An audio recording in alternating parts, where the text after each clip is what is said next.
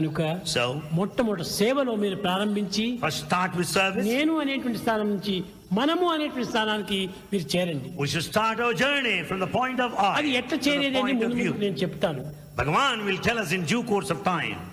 కనుక మొట్టమొదటి మీకు ఈ ప్రాప్తి చిక్కింది.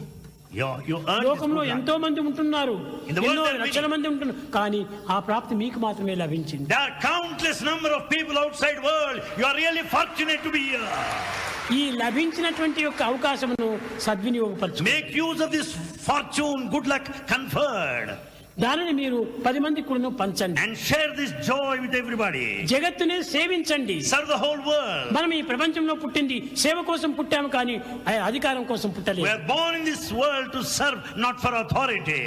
ఈ అథారిటీ ఏమిటి? ఈ authority, what is this authority? మనం సేవించడం కోసమని పుట్టాము. In fact, we are born to serve. భగవంతుడు పుట్టించిందేదంతా కూడా సేవ కోసమని పుట్టించాడు. In fact, God's creation is for service. కనుక సర్వీస్ కోసమని మనం పుట్టామనే సత్యాన్ని గుర్తించాలి. Understand the truth that we are born to serve. Service అంటే గవర్నమెంట్ సర్వీస్, ఈ సర్వీస్, ఆ సర్వీస్, ఈ సర్వీస్ కాదు. It's not government service or service ఏమైనా మీరు చేసుకోండి. You can serve that way. విశ్వ సర్వీసు, మానవ సర్వీసే మన service. And the real service is serving the humanity, human service. బీదలను ఆదుకోండి. And help the poor and forlorn. రోగులను మీరు ఎంతైనా ఉపకారం చేయండి. And help the sick. శక్తిహీనులైనటువంటి వారికి శక్తిని అందించండి. And help those who are weak. ఊరికి సంపాదించుకొని మన పొట్టలు నింపుకోవటం కోసం కాదు. You earn an amass wealth and just go by that money. బయట కూడా పొట్టలు ఉన్నటువంటి వాళ్ళు కోట్ల మంది ఉన్నారనేటువంటి సత్యాన్ని గుర్తించాలి. Understand there are many poor and needy people outside. ఎన్ని బాధలు పడుతుంటారు. There are many suffering people. అలాంటి దాన్ని మనం ఆదుకోవడానికి తగిన we should go to the rescue. అప్పుడే మనం తగినటువంటి యొక్క సార్థక జీవితాన్ని పొందిన వారం. Then only we will be liberated. ఆధ్యాత్మికం అంటే ఏమిటి? అది స్పెషల్ గా ఉండేటువంటిది కాదు. Spirituality is not a special field. నిత్య జీవితం లోపల అది మనకు way of life. Spirituality is a way of life. మనం ప్రత్యేకించినటువంటిది కాదు. It's not separate from our life. మనం ఒక డిగ్రీ తీసుకోవాలంటే కొంత సబ్జెక్ట్ తీసుకోవాలి. In fact, to get a degree you should కానీ study దీనికి ఏ సబ్జెక్టు లేదు. But there's no subject. Subject ఒకటే.